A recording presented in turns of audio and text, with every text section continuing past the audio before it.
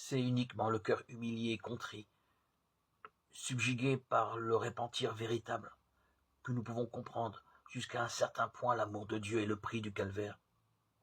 Comme un fils fait sa confession à un père aimant, le pécheur véritablement repentant apportera tous ses péchés devant Dieu, car il est écrit, si nous confessons nos péchés, il est fidèle et juste pour nous les pardonner et pour nous purifier de toute iniquité. Jean 1, 9.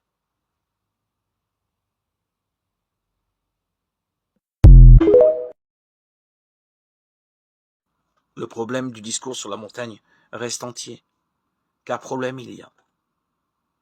Quelle est la pensée profonde de Jésus? Quelle est son intention? Il y a des phrases pour le moins déconcertantes. Soyez parfaits comme votre Père céleste est parfait. Matthieu 5, 48. Qui peut se permettre de proposer un tel idéal? Et au nom de quoi? Heureux les pauvres, heureux les persécutés. Comment expliquer la conjonction de ces mots qui se heurtent et s'opposent? Faut-il interpréter? Faut-il comprendre ces mots autrement que dans leur sens habituel? Faut-il les entendre dans un contexte qui nous est aujourd'hui étranger et qu'il nous faut reconstituer pour en saisir le sens profond?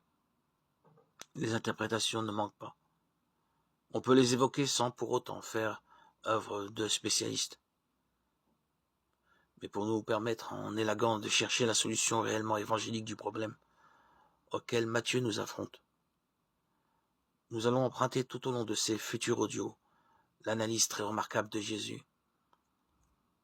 Et nous nous rendons à ces futures conclusions. Jésus-Christ nous a préparé une issue. Il a vécu sur la terre au milieu des mêmes épreuves et des mêmes tentations que nous. Il a vécu sans péché. Il est mort pour nous. Et maintenant, il s'offre à prendre sur lui nos péchés et à nous donner sa justice.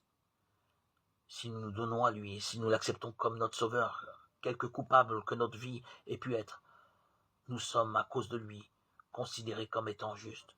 Le caractère de Jésus-Christ est substitué à notre caractère, et nous avons accès auprès de Dieu, comme si nous n'avions jamais péché.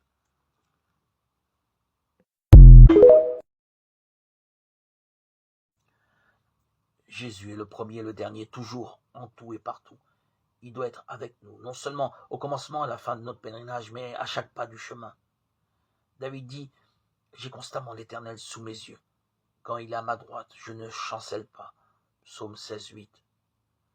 Notre croissance en grâce, notre joie, notre utilité, tout dépend de notre union avec le Sauveur.